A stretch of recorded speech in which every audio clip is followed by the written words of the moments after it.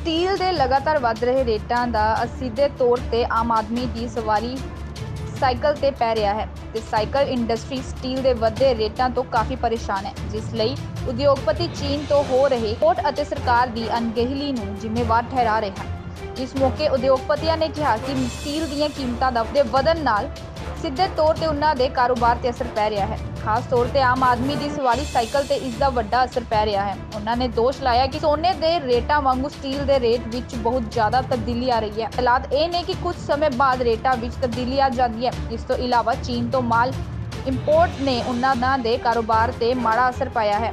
ਅਜਿਹੇ ਹਾਲਾਤਾਂ 'ਚ ਉਹ ਮਾਰਕੀਟ 'ਚ ਕਿਵੇਂ ਮੁਕਾਬਲਾ ਦੇਣਗੇ। ਉਹਨਾਂ ਨੇ ਸਰਕਾਰ ਤੋਂ ਸਟੀਲ ਰੈਗੂਲੇਟਰੀ ਅਥਾਰਟੀ ਬਣਾਏ ਜਾਣ ਦੀ ਮੰਗ ਵੀ ਕੀਤੀ ਹੈ ਤਾਂ ਜੋ ਕਾਲਾ ਬਾਜ਼ਾਰੀ ਤੇ ਰੋਕ ਲਗਾਈ ਜਾ ਸਕੇ।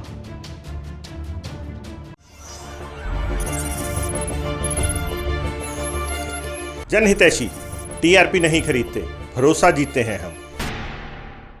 साड़ी स्टील की प्राइस आ वो 3500 रुपए तो लैके तकरीबन 5000 के आस पास रेट बढ़ गए आ। सानू ये समझ नहीं लगती भी ओवरनाइट भी रेट किदां बढ़ जाता वा, जबकि साडे कंट्री दे विच कोल जिहड़ा वा वो सरप्लस आ, ठीक है। और उस तो बाद बिजली साडे कोल उत्थे हैगी है, साडे कोल उत्थे प्रॉपर लेबर हैगी है, ओवरनाइट रेट किदां बढ़ जाते सानू समझ नहीं लगती हैगी। साडी बड़ी देर तो डिमांड आ रही थी, असी ये डिमांड नूं लैके जदों मनमोहन सिंह जी प्रैजिडेंट सीगे असी उन्हां नूं भी मिले सीगे ते साडी एक डिमांड सी भी इहदे ते स्टील रैगूलेटरी कमीशन बनाया जाए, जिद्दां पंजाब दे विच बिजली ते बनिया होया वा। अगर किसी दे इनपुट खर्चा वधदा ਜਾਂ ਕੋਲ ਪ੍ਰਾਈਸ ਵੱਧ ਜਾਂਦੀ ਹੈ ਜਾਂ ਲੇਬਰ ਵੱਧ ਜਾਂਦੀ ਹੈ ਜਾਂ ਕੋਈ ਹੋਰ ਇਨਪੁਟ ਵੱਧ ਜਾਂਦੇ ਆ ਤਾਂ ਤੁਸੀਂ ਪ੍ਰਾਈਸ ਵਧਾ ਦਿਓ, ਕੋਈ ਪ੍ਰੋਬਲਮ ਨਹੀਂ ਹੈ। ਇਹ ਓਵਰਨਾਈਟ ਜਿਹੜਾ ਵਧਾ ਦਿੰਦੇ ਹੋ 4-4000 ਰੁਪਏ ਟਨ, ਇਹ ਸਾਨੂੰ ਸਮਝ ਤੋਂ ਬਾਹਰ ਹੈਗਾ ਵਾ। ਇਹਦੇ ਨਾਲ ਕੀ ਇਫੈਕਟ ਹੁੰਦਾ ਵੀ ਜਿਹੜੀ ਸਾਡੀ ਛੋਟੀ ਇੰਡਸਟਰੀ ਆ ਜਿਹਨੂੰ ਅਸੀਂ MSME ਦੀ ਵਿੱਚ ਆਉਂਦੀ ਹੈ, ਜਿਹੜੀ ਕਾਟੇਜ ਇੰਡਸਟਰੀ ਕਹਿ ਦਈਏ ਜਾਂ ਲੁਧਿਆਣੇ ਦੇ ਵਿੱਚ ਕਹਿ ਦਿਓ ਵੀ ਜਿਹੜੇ ਥੱਲੇ ਕੰਮ ਕਰ ਰਹੇ ਉੱਪਰ ਰਹਿ ਰਹੇ ਆ ਮਿਕਸਲੈਂਡ ਏਰੀਏ ਦੇ ਵਿੱਚ, ਉਹ ਲੋਕਾਂ ਨੂੰ ਜ਼ਿਆਦਾ ਇਫੈਕਟ ਹੋ ਜਾਂਦਾ ਕਿਉਂਕਿ ਉਹ ਡੇਲੀ ਬਾਇੰਗ ਕਰਦੇ ਆ ਸਟੀਲ ਔਰ ਡੇਲੀ ਸੇਲ ਕਰਦੇ ਆ। ਉਹਨਾਂ ਦਾ ਸਿਸਟਮ ਇੱਦਾਂ ਦਾ ਲੁਧਿਆਣੇ ਦੇ ਵਿੱਚ ਚੱਲ ਰਿਹਾ ਵਾ ਕਿਉਂਕਿ 2-3% ਸਾਡਾ ਮਾਰਜਨ ਹੁੰਦਾ ਵਾ ਸਾਈਕਲ ਇੰਡਸਟਰੀ ਦੇ ਵਿੱਚ ਜਾਂ ਜਿਹੜੀ ਛੋਟੀ ਕੰਪੋਨੈਂਟ ਦੇ ਵਿੱਚ। ਇੱਕਦਮ 15% ਰੇਟ ਵੱਧ ਜਾਂਦੇ ਆ, ਉਹ ਸਾਡਾ ਤਾਂ ਇੱਕਦਮ ਹੀ ਪ੍ਰੋਬਲਮ ਹੋ ਜਾਂਦੀ ਹੈ। ਦੂਸਰੀ ਜਿਹੜੀ ਸਭ ਤੋਂ ਵੱਡੀ ਪ੍ਰੋਬਲਮ ਹੁੰਦੀ ਆ ਵੀ ਜਿਹੜੀ ਸਾਡੇ ਕੁਛ ਆਰਗੇਨਾਈਜ਼ਡ ਫੈਕਟਰੀਆਂ ਹੈਗੀਆਂ ਸਾਈਕਲ ਇੰਡਸਟਰੀ ਦੀਆਂ, ਜਿਹੜੇ ਕਿ ਅਸੀਂ ਐਕਸਪੋਰਟ ਦੇ ਆਰਡਰ ਲਏ ਹੁੰਦੇ ਆ, ਉਹ ਆਰਡਰ ਲਏ ਹੁੰਦੇ ਆ ਉਹ ਮੁਤਾਬਕ ਸਟੀਲ ਪ੍ਰਾਈਸ ਜੋ ਕਰੰਟ ਸਟੀਲ ਪ੍ਰਾਈਸ ਹੁੰਦਾ ਉਹ ਸਟੀਲ ਪ੍ਰਾਈਸ ਵੱਧ ਜਾਂਦਾ ਵਾ। ਉਹ ਉਸ ਤੋਂ ਬਾਅਦ ਸਾਡੇ ਉਹ ਜਿਹੜੇ ਕੰਟੇਨਰ ਸਾਨੂੰ ਲੋਸ ਪ੍ਰਾਈਸ ਦੇ ਵਿੱਚ ਸੇਲ ਕਰਨੇ ਪੈਂਦੇ ਆ।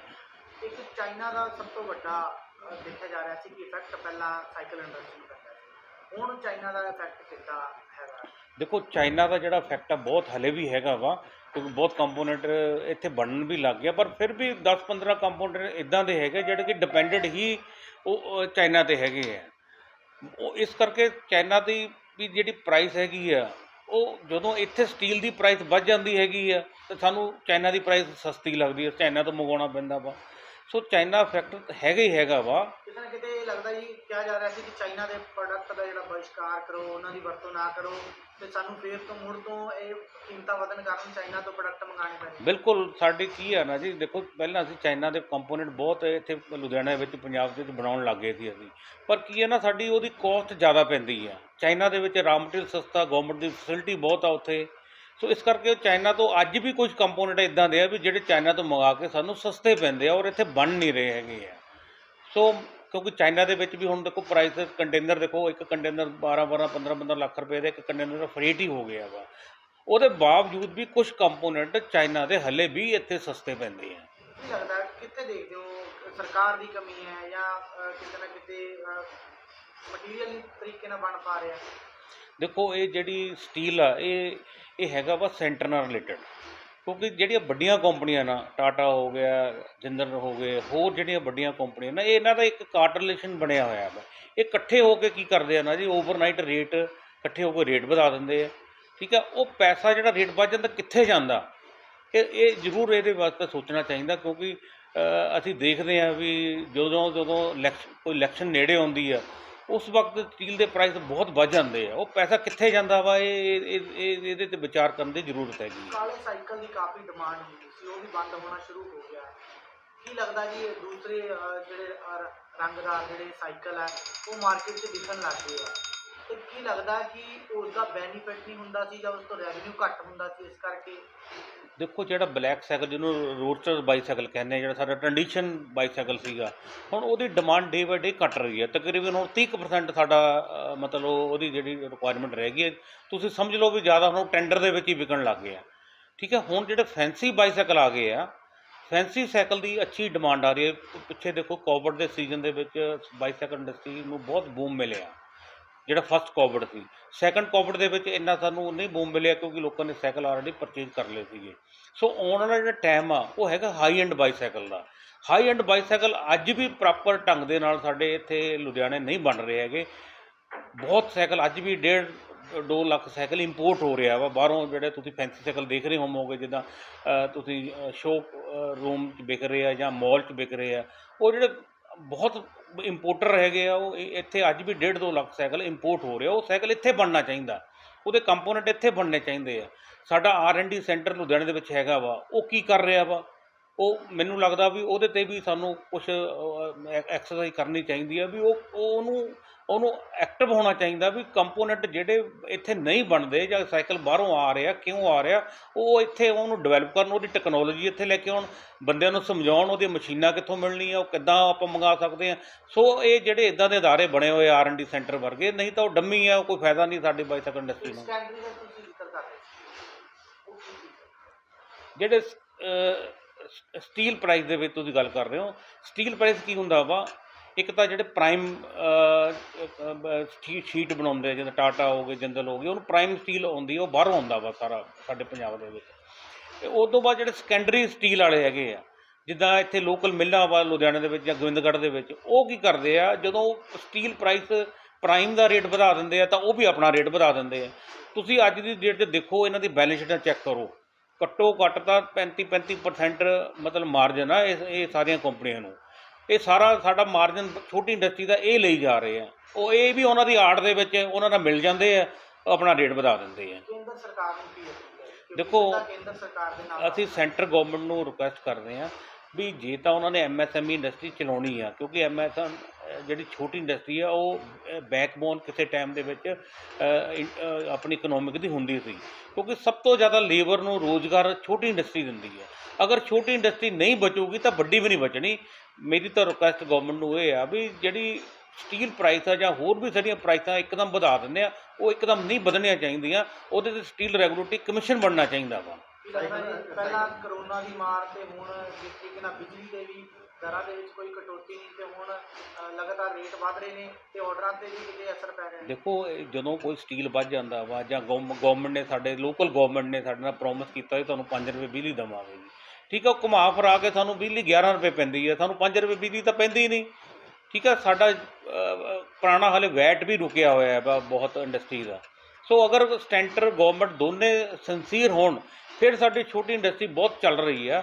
ਅੱਜ ਤੋਂ 15-20 ਸਾਲ ਪਹਿਲਾਂ ਕੀ ਹੁੰਦਾ ਸੀ, ਇੱਕ ਫਰੇਟ ਇਕੋਲਾਈਜੇਸ਼ਨ ਸਕੀਮ ਹੁੰਦੀ ਸੀ ਸੈਂਟਰ ਗੌਰਮੈਂਟ ਦੀ।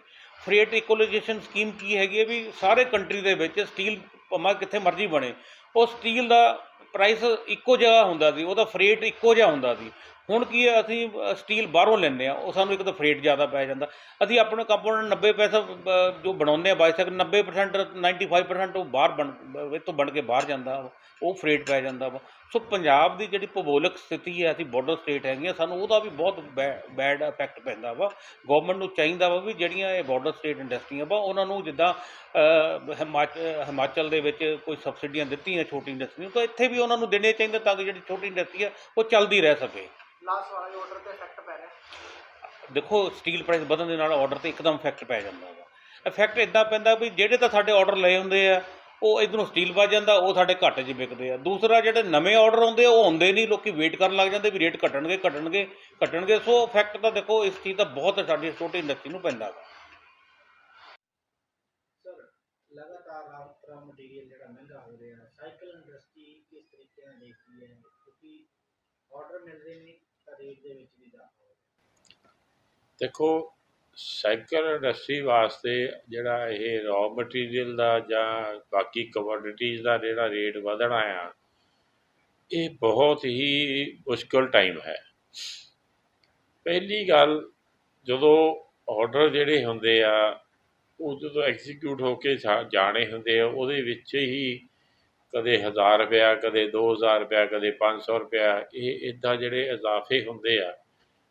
ਕਿਉਂਕਿ ਸਾਈਕਲ ਇੱਕ ਪੂਅਰ ਮੈਨ ਦੀ ਸਵਾਰੀ ਆ, ਔਰ ਇਹਦੇ ਵਿੱਚ ਇਹਦੀ ਪ੍ਰਾਈਸ ਦੇ ਹਿਸਾਬ ਨਾਲ ਜੇ ਆਪਾਂ ਦੇਖੀਏ ਜਿੰਨਾ ਲੋਹਾ ਲੱਗਦਾ ਆ, ਉਹਦੇ ਹਿਸਾਬ ਨਾਲ ਇਹਦੇ ਪ੍ਰਾਈਸ ਜਿਹੜੀ ਹੈ ਉਹ ਬਹੁਤ ਨੋਮੀਨਲ ਰੱਖੀ ਹੋਈ ਆ, ਕਿਉਂਕਿ ਮਾਰਜਨ ਜਿਹੜਾ ਹੈਗਾ ਬਹੁਤ ਘੱਟ ਆ ਇਹਦੇ 'ਚ। ਇਹੀ ਚੀਜ਼ ਜੇ ਅਸੀਂ ਲੋਹਾ, ਓਨਾ ਹੀ ਲੋਹਾ ਅਸੀਂ ਲਾ ਕੇ ਆਟੋ ਪਾਰਟਸ ਕੋਈ ਬਣਾਉਣੇ ਹੋਣ ਤਾਂ ਉਹਦਾ ਰੇਟ ਬਹੁਤ ਜ਼ਿਆਦਾ ਮਿਲਦਾ। ਇਸ ਚੀਜ਼ ਨੂੰ ਦੇਖਦੇ ਹੋਏ ਸਾਈਕਲ ਇੰਡਸਟਰੀ ਨੂੰ ਆਪਣੇ ਆਪ ਨੂੰ ਬਚਾਉਣ ਵਾਸਤੇ ਇੰਨੇ ਕੁ ਸੰਘਰਸ਼ ਅਸੀਂ ਲੋਕ ਕਰ ਰਹੇ ਹਾਂ ਵੀ ਸਾਨੂੰ ਨਹੀਂ ਲੱਗਦਾ ਵੀ ਸਾਈਕਲ ਇੰਡਸਟਰੀ ਜੇ ਇੱਦਾਂ ਹੀ ਰੇਟ ਵੱਧਦੇ ਰਹੇ ਤਾਂ ਇਹਦਾ ਫਿਊਚਰ ਜਿਹੜਾ ਉਹ ਡਾਰਕ ਨਜ਼ਰ ਆਉਂਦਾ ਪਿਆ। ਕੰਮ ਕਰਨਾ ਬਹੁਤ ਮੁਸ਼ਕਲ ਹੋ ਜਾਏਗਾ। ਲਗਾਤਾਰ ਤੁਹਾਨੂੰ ਲੱਗਦਾ ਕਿ ਰੇਟ ਕਿਉਂ ਇੰਨੇ ਫਲਕਚੁਏਟ ਕਰ ਰਹੇ ਨੇ ਜਿਹੜੇ ਸਕੀਮ ਦੇ? ਦੇਖੋ, ਸਰਕਾਰ ਦੀ ਜਿਹੜੀ ਸਿਸਟਮ ਪਹਿਲਾਂ ਹੁੰਦਾ ਸੀ ਨਾ, ਜਿੱਦਾਂ ਆਪਾਂ ਕਹੀਏ ਅੱਗੇ ਹੁੰਦਾ ਸੀ ਵੀ ਸਾਲ ਦੇ ਵਿੱਚ 1 ਜਾਂ 2 ਵਾਰ ਸਿਰਫ ਰੇਟ ਵੱਧਦੇ ਸੀਗੇ ਲੋਹੇ ਦੇ, ਔਰ ਉਹ ਅੰਦਾਜ਼ਾ ਵੀ ਹੁੰਦਾ ਸੀ ਸਾਨੂੰ ਵੀ ਹੁਣ ਇਹ 5-6 ਮਹੀਨੇ ਹੋ ਗਿਆ ਵੀ ਹੁਣ ਇੱਕ ਵਾਰ ਰੇਟ ਇਹ ਵਧਣਗੇ, ਕਿ ਜਦੋਂ ਬਾਕੀ ਚੀਜ਼ਾਂ ਵੱਧਦੀਆਂ ਸੀ। ਪਰ ਹੁਣ ਜੋ ਅੱਜ ਕੱਲ੍ਹ ਦੇ ਮਾਹੌਲ ਚੱਲਦੇ ਪਏ ਆ, ਇਹਦੇ ਵਿੱਚ ਤੁਹਾਨੂੰ ਕਿਸੇ ਚੀਜ਼ ਦਾ ਇਹ ਨਹੀਂ ਤੁਸੀਂ ਪ੍ਰੈਡਿਕਟ ਕਰ ਸਕਦੇ ਵੀ ਇਹਦੀ ਰੇਟ ਜਿਹੜੇ ਆ ਅੱਜ ਵਧਣਗੇ ਕਿ ਕੱਲ੍ਹ ਵਧਣਗੇ। ਲੋਹਾ ਇੱਕ ਇੱਦਾਂ ਦੀ ਇਹਦੀ ਟਰੇਡਿੰਗ ਹੋ ਗਈ ਆ ਹੁਣ, ਜਿੱਦਾਂ ਗੋਲਡ ਦੀ ਅੱਗੇ ਟਰੇਡਿੰਗ ਹੁੰਦੀ ਸੀ, ਉਸੇ ਹਿਸਾਬ ਨਾਲ ਲੋਹੇ ਦੀ ਟਰੇਡਿੰਗ ਹੋ ਰਹੀ ਆ। ਹਰ 2-2 3-3 ਘੰਟੇ ਬਾਅਦ ਰੇਟ ਚੇਂਜ ਹੋ ਰਹੇ ਆ। ਤੁਸੀਂ ਇਹ ਦੇਖੋ, ਕਿਸੇ ਟਰੇਡਰ ਨਾਲ ਤੁਸੀਂ ਗੱਲ ਕਰੋ ਵੀ ਮੈਨੂੰ 50 ਟਨ ਮਾਲ ਚਾਹੀਦਾ ਹੈ, ਅਤੇ ਉਹਦੇ ਵਿੱਚ ਉਹ ਤੁਹਾਨੂੰ ਕਹੇਗਾ ਜੀ ਮੇਰੇ ਕੋਲ ਤਾਂ 20 ਟਨ ਹੈਗਾ, ਮੈਂ 50,000 ਰੁਪਏ ਦੇ ਹਿਸਾਬ ਨਾਲ ਦੇ ਸਕਦਾ, ਜੇ ਤੁਸੀਂ ਲੈਣਾ ਤਾਂ ਲੈ ਲਓ, ਪਰ ਇਹ ਮੇਰਾ ਰੇਟ ਅੱਜ ਦਾ 2 ਘੰਟੇ ਵਾਸਤੇ 3 ਘੰਟੇ ਵਾਸਤੇ ਆ, ਤੁਸੀਂ ਪੇਮੈਂਟ ਦੇ ਦਿਓ, ਆਪਣਾ ਆਰਡਰ ਬੁੱਕ ਕਰਾ ਦਿਓ ਅਤੇ ਲੈ ਜਾਓ। ਪਰ ਜੇ ਹੋਰ ਲੈਣਾ ਆ ਤਾਂ ਉਹ ਮੈਨੂੰ ਫਿਰ ਤੁਹਾਨੂੰ ਇਹ ਨਹੀਂ ਪਤਾ ਵੀ ਉਹ ਤੁਹਾਨੂੰ 50 'ਚ ਮਿਲੇਗਾ ਕਿ 52 'ਚ ਮਿਲੇਗਾ ਕਿ 54 'ਚ ਮਿਲੇਗਾ, ਕਿਉਂਕਿ ਤੁਹਾਡੇ ਇੱਕ ਤਾਂ ਰॉ ਮਟੀਰੀਅਲ ਦੀ ਅਵੇਲੇਬਿਲਿਟੀ ਹੈ ਨਹੀਂ ਮਾਰਕੀਟ ਦੇ ਵਿੱਚ, ਸ਼ਾਰਟੇਜ ਹੈਗੀ ਆ। ਉਹ ਸ਼ਾਰਟੇਜ ਕ੍ਰੀਏਟ ਕੀਤੀ ਗਈ ਆ ਜਾਂ ਹੈਗੀ ਆ, ਇਹ ਹੁਣ ਤਾਂ ਜਿਹੜਾ ਟ੍ਰੇਡ ਕਰਦੇ ਆ ਜਾਂ ਜਿਹਨਾਂ ਕਿ ਪ੍ਰੋਡਕਸ਼ਨ ਕਰਦੇ ਆ ਉਹਨਾਂ ਨੂੰ ਪਤਾ ਆ। ਬੇਸਿਕਲੀ ਤਾਂ ਸਾਡੀ ਸਮਝ ਦੇ ਹਿਸਾਬ ਨਾਲ ਤਾਂ ਇਹ ਆ ਵੀ ਸ਼ਾਰਟੇਜ ਕ੍ਰੀਏਟ ਕੀਤੀ ਜਾਂਦੀ ਆ ਟੂ ਇਨਕਰੀਜ਼ ਦਾ ਰੇਟਸ, ਪਰ ਇੰਡਸਟਰੀ ਵਾਸਤੇ ਇਹ ਇੰਨਾ ਕੁ ਬਾੜਾ ਹੋ ਗਿਆ ਹੈਗਾ ਵੀ ਇੰਡਸਟਰੀ ਨੂੰ ਚਲਾਉਣ ਵਾਲੇ ਬੰਦਿਆਂ ਦੇ ਕੋਲ ਜਿਹੜੇ ਸਾਡੇ ਕੋਲ ਆਰਡਰ ਆਏ ਹੁੰਦੇ ਆ, ਜੇ ਅਸੀਂ ਉਹ ਫੁੱਲਫਿਲ ਕਰਨੇ ਆ ਤਾਂ ਸਾਨੂੰ ਬਹੁਤ ਮੁਸ਼ਕਲ ਹੋਈ ਹੋਈ ਆ। ਇਸ ਹਿਸਾਬ ਨਾਲ ਲੱਗਦਾ ਨਹੀਂ ਵੀ ਜਿਹੜੀ ਇੰਡਸਟਰੀ ਹੈਗੀ ਆ ਇਹ ਸਮੂਥਲੀ ਚੱਲ ਸਕੇਗੀ। ਇਹਦੇ ਵਾਸਤੇ ਸਰਕਾਰ ਨੂੰ ਅਸੀਂ ਬਹੁਤ ਵਾਰ ਕਿਹਾ ਵੀ ਤੁਸੀਂ ਇੱਕ ਰੈਗੂਲੇਟਰੀ ਕਮਿਸ਼ਨ ਬਣਾਓ, ਸਰਕਾਰ ਉਹ ਲੋਹੇ ਦੇ ਉੱਤੇ ਇੱਕ ਇੱਦਾਂ ਦਾ ਸਿਸਟਮ ਬਣਾਵੇ, ਮਿਨੀਮਮ 3 ਤੋਂ 6 ਮਹੀਨੇ ਦਾ ਟਾਈਮ ਹੋਣਾ ਚਾਹੀਦਾ, ਵੀ 3 ਮਹੀਨੇ ਜਾਂ 6 ਮਹੀਨੇ ਬਾਅਦ ਰੇਟ ਚੇਂਜ ਹੋਣ, ਤਾਂ ਕਿ ਸਾਨੂੰ ਇੰਨਾ ਕੁ ਦਾ ਪਤਾ ਹੋਵੇ ਵੀ ਜਿਹੜਾ ਅਗਲਾ ਅਸੀਂ ਆਰਡਰ, ਚਾਹੇ ਉਹ ਸਾਡਾ ਐਕਸਪੋਰਟ ਦੇ ਆਰਡਰਸ ਨੇ ਚਾਹੇ ਲੋਕਲ ਮਾਰਕੀਟ ਦੇ ਨੇ, ਉਹ ਅਸੀਂ ਜਿਹੜੀ 3 ਮਹੀਨੇ ਦੀ ਪ੍ਰੋਡਕਸ਼ਨ ਕਰਨੀ ਆ, ਸਾਨੂੰ ਇਹਦੇ 'ਤੇ ਇੰਨਾ ਮਾਲ ਚਾਹੀਦਾ ਹੋਣਾ, ਅਸੀਂ ਉਹਨਾਂ ਪ੍ਰੋਕਿਓਰ ਕਰਕੇ ਆਪਣਾ ਕੰਮ ਕਰੀਏ, ਔਰ ਜੇ ਅਸੀਂ ਰੇਟ ਚੇਂਜ ਕਰਨੇ ਉਹ 3 ਮਹੀਨੇ ਬਾਅਦ ਅਸੀਂ ਚੇਂਜ ਕਰੀਏ ਜਾਂ 6 ਮਹੀਨੇ ਬਾਅਦ ਕਰੀਏ। ਸਰ, ਜਿਹੜਾ ਤੁਸੀਂ ਜ਼ਿਕਰ ਕੀਤਾ ਕਿ ਗੋਲਡ ਦੀ ਜਿਵੇਂ ਰੇਟ ਵੱਧਦੇ ਨੇ ਉੱਦਾਂ ਹੀ ਇਹਦੇ ਵੱਧ ਰਹੇ ਨੇ, ਅਤੇ ਕਿਤੇ ਨਾ ਕਿਤੇ ਲੱਗਦਾ ਕਿ ਇਸੇ ਕਰਕੇ ਜਿਹੜਾ ਚਾਈਨਾ ਤੋਂ ਜਿਹੜਾ ਮਾਲ ਮੰਗਵਾਉਣਾ ਪੈ ਰਿਹਾ, ਅਤੇ ਕਿਤੇ ਨਾ ਕਿਤੇ ਇਸਦਾ ਖਮਿਆਜ਼ਾ ਜਿਹੜਾ ਭੁਗਤਣਾ ਪੈ ਰਿਹਾ ਇੰਡਸਟਰੀ। ਦੇਖੋ, ਇਹ ਚੀਜ਼ ਸਾਡੀ ਆਪਣੀ ਇੰਡਸਟਰੀ ਵਾਲਿਆਂ ਨੇ, ਚਾਹੇ ਉਹ ਸਾਈਕਲ ਲੈ ਲਈਏ, ਚਾਹੇ ਅਸੀਂ ਹੌਜ਼ਰੀ ਲੈ ਲਈਏ, ਜਾਂ ਅਸੀਂ ਬਾਕੀ ਕੋਈ ਲੈ ਲਈਏ ਚੀਜ਼ਾਂ, ਚਾਈਨਾ ਨੇ ਇਹਦੇ ਵਿੱਚ ਬਹੁਤ ਵੱਡਾ ਖੇਲ ਸਾਡੀ ਇਸ ਕੰਟਰੀ ਦੇ ਵਿੱਚ ਖੇਲਿਆ, ਕਿਉਂਕਿ ਸਾਡੀ ਕੰਟਰੀ ਦੀ ਆਬਾਦੀ ਇੰਨੀ ਜ਼ਿਆਦਾ ਆ, ਜਿਹੜੀ ਵੀ ਚੀਜ਼ ਸਾਡੇ ਇੱਥੇ ਚਾਹੀਦੀ ਹੈ ਸਾਨੂੰ ਲੱਖਾਂ ਦੀ ਕਰੋੜਾਂ ਦੇ ਵਿੱਚ ਚਾਹੀਦੀ ਹੈ, ਆਬਾਦੀ ਜ਼ਿਆਦਾ ਹੋਣ ਕਰਕੇ। ਤੁਸੀਂ ਦੇਖੋ ਹੁਣ ਤਿਉਹਾਰਾਂ ਦਾ ਸੀਜ਼ਨ ਆ ਰਿਹਾ, ਕੋਈ ਟਾਈਮ ਸੀ ਆਪਾਂ ਜਦੋਂ ਅਸੀਂ ਛੋਟੇ ਹੁੰਦੇ ਸੀ ਉਦੋਂ ਅਸੀਂ ਕੈਂਡਲਸ ਜਾਂ ਦੀਏ ਜਲਾਉਂਦੇ ਹੁੰਦੇ ਸੀਗੇ, ਔਰ ਪਿਛਲੇ ਕਿੰਨੇ ਸਾਲ ਤੋਂ ਕਰੋੜਾਂ ਅਰਬਾਂ ਰੁਪਏ ਦੀ ਜਿਹੜੇ ਬਲਬ ਨੇ ਛੋਟੇ, ਉਹ ਚਾਈਨਾ ਤੋਂ ਆ ਰਹੇ ਨੇ। ਤੁਹਾਡੀ ਦਿਵਾਲੀ ਦੇ ਉੱਤੇ ਰੱਖੜੀ ਹੁੰਦੀ ਸੀ, ਰੱਖੜੀ 'ਤੇ ਰੱਖੜੀ ਸਾਰੀ ਤੁਹਾਡੀ ਚਾਈਨਾ ਤੋਂ ਬਣ ਕੇ ਆ ਰਹੀ, ਜਦ ਕਿ ਇਹ ਉਹਨਾਂ ਦਾ ਤਿਉਹਾਰ ਨਹੀਂ ਹੈ। ਹੋਰ ਚੀਜ਼ਾਂ ਜਿਹੜੀਆਂ ਸਾਡੀਆਂ ਹੈਗੀਆਂ ਉਹ ਸਾਰੀਆਂ ਉੱਥੋਂ ਬਣ ਕੇ ਆ ਰਹੀਆਂ, ਟੋਇਜ਼ ਬਣ ਕੇ ਉੱਥੋਂ ਆ ਰਹੇ, ਕਿਉਂਕਿ ਉਹ ਕੁਆਂਟਿਟੀ ਦੇ ਵਿੱਚ ਬਣਾਉਂਦੇ ਆ, ਵਰਲਡ ਵਾਰ ਮਾਰਕੀਟ ਦੇ ਬਾਅਦ ਬਣਾਉਂਦੇ ਆ, ਔਰ ਉਹਨਾਂ ਨੂੰ ਉੱਥੇ ਦੀ ਸਰਕਾਰ ਇੰਨੇ ਬੈਨੀਫਿਟ ਦਿੰਦੀ ਆ ਕਿ ਉਹਨਾਂ ਨੂੰ ਉਹ ਸਸਤਾ ਪੈ ਜਾਂਦਾ ਹੈ। ਇੱਥੇ ਅੱਜ ਇੰਡਸਟਰੀ ਲਾਉਣੀ ਇੰਨੀ ਮਹਿੰਗੀ ਆ, ਤੁਸੀਂ ਇਹ ਸੋਚੋ ਵੀ ਇੱਕ ਪਹਿਲਾਂ ਤਾਂ ਜ਼ਮੀਨ ਲੈਣੀ, ਫਿਰ ਉਹਦੇ 'ਤੇ ਕੰਸਟਰਕਸ਼ਨ ਕਰਨੀ, ਫਿਰ ਉੱਥੇ ਪ੍ਰੋਡਕਸ਼ਨ ਕਰਨੀ। ਸਰਕਾਰ ਦੇ ਚੱਕਰ ਇਸ ਦੇ ਵਿੱਚ ਅਸੀਂ ਲੋਕ ਪਿਸ ਜਾਂਦੇ ਹਾਂ, ਕਿਉਂਕਿ 6-6 ਮਹੀਨੇ 8-8 ਮਹੀਨੇ ਸਾਨੂੰ ਉਹਦੀਆਂ ਪਰਮਿਸ਼ਨਾਂ ਨਹੀਂ ਮਿਲਦੀਆਂ। ਔਰ ਦੂਸਰੇ ਪਾਸੇ ਜੇ ਕਿਸੇ ਚਾਈਨਾ ਤੁਸੀਂ ਜਾ ਕੇ ਕੋਈ ਗੱਲ ਕਰੋ, ਉਹ ਕਹਿੰਦੇ ਤੁਹਾਡੀ ਕਿੱਡੀ ਵੱਡੇ ਸ਼ੈੱਡ ਦੀ ਰਿਕੁਆਇਰਮੈਂਟ ਹੈ, ਫਲਾਨੀ ਜਗ੍ਹਾ ਚਲੇ ਜਾਓ, ਸ਼ੈੱਡ ਰੈਡੀ ਆ, ਆਪਣੀ ਮਸ਼ੀਨਰੀ ਲਿਆਓ, ਕੰਮ ਕਰੋ, ਸਰਕਾਰ ਨੂੰ ਸ਼ੈੱਡ ਦਾ ਕਿਰਾਇਆ ਦੇ ਦਿਓ। ਜਿੱਦਣ ਤੁਹਾਡੀ ਫੈਕਟਰੀ ਬੰਦ ਕਰਨੀ, ਆਪਣੀਆਂ ਮਸ਼ੀਨਾਂ ਚੱਕੋ, ਸਾਡਾ ਕਿਰਾਇਆ ਸ਼ੈੱਡ ਖਾਲੀ ਕਰਕੇ ਚਲੇ ਜਾਓ। ਮਤਲਬ ਇਹ ਫੈਸਿਲਿਟੀਜ਼। ਫਿਰ ਦੂਸਰੇ ਪਾਸੇ ਤੁਸੀਂ ਐਕਸਪੋਰਟ ਕਰਨੀ ਆ, ਤੁਹਾਨੂੰ ਉਹਦੇ ਵਿੱਚ ਇੱਦਾਂ ਦੀਆਂ ਜਿਹੜੀਆਂ ਫੈਸਿਲਿਟੀ ਦਿੰਦੇ ਆ ਜਿਹਦੇ ਨਾਲ ਤੁਹਾਡੀ ਉਹ ਵਾਇਬਿਲਿਟੀ ਬਣ ਜਾਂਦੀ ਹੈ। ਅਸੀਂ ਸਰਕਾਰ ਨੂੰ GST ਜਿੱਦਾਂ ਹੈਗਾ ਲੱਗਿਆ ਆ, ਅਸੀਂ ਸਰਕਾਰ ਨੂੰ ਕਹਿੰਦੇ ਅੱਜ 18% 'ਤੇ ਅਸੀਂ ਲੋਹਾ ਲੈ ਕੇ ਅਸੀਂ 12% 'ਤੇ ਵੇਚ ਰਹੇ ਹਾਂ, ਔਰ ਸਾਡਾ ਪੈਸਾ ਸਰਕਾਰ ਵੱਲ ਫਸਿਆ ਪਿਆ। GST ਜਿਹੜਾ ਲੈਣਾ ਹੁੰਦਾ, ਹਾਲੇ ਤੱਕ ਸਾਡੇ ਲੋਕਾਂ ਦਾ ਵੈਟ ਨਹੀਂ ਕਲੀਅਰ ਹੋਇਆ, ਕਈ ਕੰਪਨੀਆਂ ਦਾ ਜਿਹਨਾਂ ਦਾ ਵੈਟ ਇੰਨੇ ਸਾਲਾਂ ਦਾ ਫਸਿਆ ਹੈ। ਸਰਕਾਰ ਇੱਦਾਂ ਦੀਆਂ ਪਾਲਿਸੀਜ਼ ਕਿਉਂ ਬਣਾਉਂਦੀ ਆ ਕਿ ਜਿਹਦੇ ਵਿੱਚ ਇੱਕ ਬੰਦੇ ਨੂੰ ਰਿਫੰਡ ਲੈਣਾ ਪਵੇ? ਅੱਜ ਪਹਿਲਾਂ ਪੈਸੇ ਦਿਓ, ਫਿਰ ਸਰਕਾਰ ਤੋਂ ਵਾਪਸ ਲਓ, ਫਿਰ ਉਹ 6-6 ਮਹੀਨੇ, ਸਾਲ 2-2 ਸਾਲ ਵਾਪਸ ਨਹੀਂ ਮਿਲਦੇ। ਇਸੇ ਕਰਕੇ ਐਡਾ ਜਿਹੜਾ ਫਰੋਡ ਸਿਸਟਮ ਚੱਲਦਾ ਪਿਆ ਬਿਲਿੰਗ ਵਾਲਾ, ਕਰੋੜਾਂ ਅਰਬਾਂ ਰੁਪਏ ਦਾ ਸਰਕਾਰ ਨੂੰ ਉਹ ਲੋਕਾਂ ਨੇ ਚੂਨਾ ਲਾ ਦਿੱਤਾ।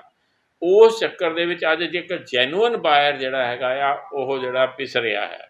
ਸਰਕਾਰ ਇਹ ਜਿਹੇ ਕਿਉਂ ਨਹੀਂ ਕਾਨੂੰਨ ਬਣਾਉਂਦੀ ਵੀ ਲੋਹਾ ਸਾਨੂੰ 8% 'ਤੇ ਦਿਓ, ਸਾਈਕਲ ਪਾਰਟ ਤੁਸੀਂ 10% 'ਤੇ ਵੇਚਣੇ, ਅਸੀਂ 10% 'ਤੇ ਵੇਚਾਂਗੇ, 2% ਅਸੀਂ ਜਮ੍ਹਾਂ ਕਰਵਾਈਏ। ਆਟੋ ਪਾਰਟ ਤੁਸੀਂ 15% 'ਤੇ ਵੇਚਣੇ ਆ, 8% 'ਤੇ ਲੋਹਾ ਰਵੇ, 7% ਜਮ੍ਹਾਂ ਕਰਾਵਾ ਸਰਕਾਰ ਨੂੰ। ਬੰਦ ਕਿਉਂ ਹੋਵੇ? ਇੱਕ ਪਾਸੇ ਇੰਡਸਟਰੀਲਿਸਟ ਨੇ ਬੈਂਕਾਂ ਤੋਂ ਲੋਨ ਲਏ ਹੋਏ ਆ, ਉਹਦਾ ਇੰਟਰਸਟ ਪੈ ਰਿਹਾ, ਦੂਜੇ ਪਾਸੇ ਉਹਦੀ ਆਪਣੀ ਇਨਵੈਸਟਮੈਂਟ ਸਰਕਾਰ ਵੱਲ ਕਾਨੂੰਨ ਜਿਹੜੇ ਇਹਨਾਂ ਦੇ ਬਣੇ ਹੋਏ ਆ ਉਹਦੇ ਹਿਸਾਬ ਨਾਲ ਸਾਡੇ ਪੈਸੇ ਉੱਥੇ ਇਹਦੇ ਟੈਕਸ ਰੂਪ ਦੇ ਵਿੱਚ ਫਸੇ ਹੋਏ ਆ, ਉਹ ਨਹੀਂ ਮਿਲਦੇ ਪਏ। ਇੰਡਸਟਰੀ ਤਾਂ ਉੱਧਰੋਂ ਵੀ ਮਰਦੀ ਪਈ ਆ, ਔਰ ਲੋਹੇ ਦੇ ਰੇਟਾਂ ਨੇ, ਡੀਜ਼ਲ ਦੇ ਰੇਟਾਂ ਨੇ, ਪੈਟਰੋਲ ਦੇ ਰੇਟਾਂ ਨੇ ਜਿਹੜੇ ਇੰਨਾ ਕੁਝ ਵਧਾ ਦਿੱਤਾ ਆ, ਉਹਦੇ ਨਾਲ ਇੱਕ ਸਿੰਪਲ ਚੀਜ਼ ਜਿਹੜੀ ਆ ਉਹ ਵੱਧ ਗਈ ਆ, ਔਰ ਉਹਦੇ ਨਾਲ ਇੰਡਸਟਰੀ ਚਲਾਉਣੀ ਅੱਜ ਬਹੁਤ ਮੁਸ਼ਕਿਲ ਹੋਈ ਹੋਈ ਹੈ। ਲਾਸਟ ਸਵਾਲ ਸਰ, ਕੇਂਦਰ ਸਰਕਾਰ ਨੂੰ ਕੀ ਅਪੀਲ ਹੈ ਤੁਹਾਡੀ, ਕਿਸ ਤਰੀਕੇ ਨਾਲ ਕੋਈ ਗੱਲਬਾਤ ਹੋ ਪਾਊਗੀ?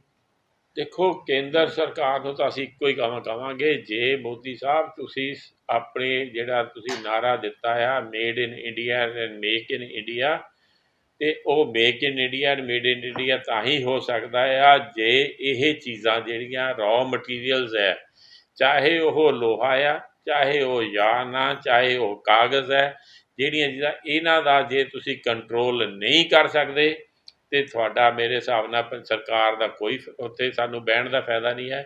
ਸਰਕਾਰ ਨੂੰ ਇਹਨਾਂ ਚੀਜ਼ਾਂ 'ਤੇ ਕੰਟਰੋਲ ਕਰਨਾ ਚਾਹੀਦਾ, ਤਾਂ ਹੀ ਇੱਥੇ ਦੀ ਇੰਡਸਟਰੀ ਚੱਲ ਸਕੇਗੀ। ਨਹੀਂ ਤਾਂ ਹਿੰਦੁਸਤਾਨ ਇੱਕ ਟਰੇਡਿੰਗ ਕੰਪਨੀ ਬਣ ਜਾਏਗਾ, ਲੋਕੀ ਫੋਰਨ ਦੀਆਂ ਕੰਪਨੀਜ਼ ਆ ਕੇ ਇੱਥੇ ਮਾਲ ਵੇਚਣਗੀਆਂ, ਅਸੀਂ ਲੋਕ ਸਿਰਫ ਟਰੇਡਿੰਗ ਕਰਾਂਗੇ, ਉਹਨਾਂ ਦਾ ਮਾਲ ਲਵਾਂਗੇ, ਆਪਣੇ ਬੰਦਿਆਂ ਨੂੰ ਵੇਚਾਂਗੇ, ਅਤੇ ਸਾਡੇ ਅੰਦਰ ਦੀ ਜਿੰਨੀ ਫੈਕਟਰੀ ਹੈਗੀ, ਚਾਹੇ ਉਹ ਮਾਈਕਰੋ ਹੈ, ਚਾਹੇ ਉਹ ਮੀਡੀਅਮ ਹੈ, ਚਾਹੇ ਉਹ ਸਮੌਲ ਹੈ, ਇਹ ਸਾਰੀਆਂ ਬੰਦ ਹੋ ਜਾਣਗੀਆਂ। ਕਿਉਂਕਿ ਅੱਜ ਦੇ ਦਿਨ ਦੇ ਵਿੱਚ ਮਾਈਕਰੋ ਐਂਡ ਮੀਡੀਅਮ ਜਿਹੜੀ ਸਮੌਲ ਇੰਡਸਟਰੀ ਹੈ ਉਹ ਬਹੁਤ ਜ਼ਿਆਦਾ ਬੰਦ ਹੋ ਰਹੀ ਆ, ਔਰ ਡੇ ਬਾਈ ਡੇ ਬੰਦ ਹੋਈ ਜਾ ਰਹੀ ਹੈ। ਇਹਦੇ 'ਤੇ ਸਾਨੂੰ ਖਿਆਲ ਕਰਨਾ ਪਏਗਾ, ਔਰ ਜਿੰਨਾ ਮਾਲ ਬਾਹਰੋਂ ਆਉਂਦਾ, ਚਾਹੇ ਉਹ ਕਿਸੇ ਵੀ ਟਾਈਪ ਦੀ ਇੰਪੋਰਟ ਹੈਗੀ ਆ, ਉਹਦੇ ਉੱਤੇ ਸਰਕਾਰ ਨੂੰ ਧਿਆਨ ਕਰਨਾ ਚਾਹੀਦਾ, ਕਿਉਂਕਿ ਜਿਹੜੀ ਚੀਜ਼ ਉਹਦਾ ਰॉ ਮਟੀਰੀਅਲ ਜੇ ਸਾਡੀ ਕੰਟਰੀ 'ਚ 50 ਰੁਪਏ ਕਿਲੋ ਮਿਲਦਾ ਪਿਆ, ਅਤੇ ਉਹ ਪ੍ਰੋਡਕਟ ਬਣੀ ਹੋਈ ਬਾਹਰਲੀਆਂ ਕੰਟਰੀਆਂ 'ਚੋਂ 30 ਰੁਪਏ ਦੇ ਵਿੱਚ ਕਿੱਦਾਂ ਆ ਰਹੀ ਆ। ਜਦੋਂ ਤੁਸੀਂ ਦੇਖੋ, ਤੁਹਾਡੇ ਆਫਿਸਰ ਸਬਾਨ ਦੇਖਣ, ਤੁਹਾਡੇ ਡਿਪਾਰਟਮੈਂਟ ਉਹਨਾਂ ਨੂੰ ਦੇਖਣਾ ਚਾਹੀਦਾ ਵੀ ਇਹ ਇੰਨਾ ਸਸਤਾ ਕਿੱਦਾਂ ਆ ਰਿਹਾ। ਇਹ ਜਿਹੜਾ ਪੈਸਾ ਤੁਸੀਂ ਕਹਿੰਦੇ ਹੋ ਅਸੀਂ ਸਵਿਸ ਬੈਂਕ 'ਚੋਂ ਇੰਡੀਆ ਦਾ ਕਾਲਾ ਪੈਸਾ ਜਿਹੜਾ ਉੱਥੇ ਪਿਆ ਲੋਕਾਂ ਦਾ ਉਹ ਲਿਆਉਣਾ ਆ, ਇਹ ਤੁਹਾਡਾ ਕਾਲਾ ਪੈਸਾ ਸਾਰਾ ਨਵਾਂ ਇੱਕ ਅਕਾਊਂਟ ਬਣ ਰਿਹਾ, ਉਹ ਸਾਰਾ ਚਾਈਨਾ 'ਚ ਜਾ ਰਿਹਾ। ਤੁਸੀਂ ਚਾਈਨਾ ਨੂੰ ਉੱਤੇ ਬੰਨ ਲਾਓਗੇ ਤਾਂ ਤੁਸੀਂ ਬਚੋਗੇ, ਨਹੀਂ ਤਾਂ ਚਾਈਨਾ ਨੇ ਤੁਹਾਨੂੰ ਸਾਰਿਆਂ ਨੂੰ ਖਾ ਜਾਣਾ, ਤੁਹਾਡੀ ਸਾਰੀ इंडस्ट्री बंद हो जाएगी। यदि आपको हमारी ये वीडियो पसंद आई तो हमारे चैनल को लाइक, शेयर और सब्सक्राइब करें। ऐसी और अपडेट्स देखने के लिए बेल आइकॉन जरूर दबाएं।